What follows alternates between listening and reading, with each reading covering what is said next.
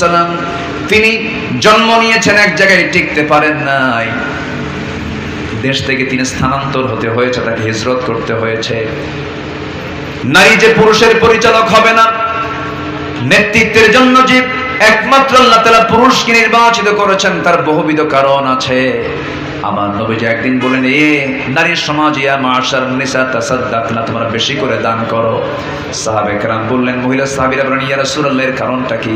আমি দেখলাম তোমার অধিকাংশই জাহান্নামে যাবে, তোমাদের মধ্যে দুটো ঘাটতি আছে, এই ঘাটতির জন্য বেশি করে দান করো। হুজুর কি কি ঘাটতি আমাদেরকে বলেন? নাম্বার হলো জ্ঞানের ঘাটতি, আর নাম্বার 2 হলো দ্বীনের ঘাটতি। দ্বীনের ঘাটতিটা কি? পুরুষ মানুষ 30 দিনে তারা নামাজ পড়তে পারে, কিন্তু একজন নারী 30 দিন নামাজ পড়তে পারে না। আল্লাহ তাআলা তাদেরকে এমন একটা সময় দিয়েছেন, যে সময় তাদের জন্য আল্লাহ তাআলা নামাজকে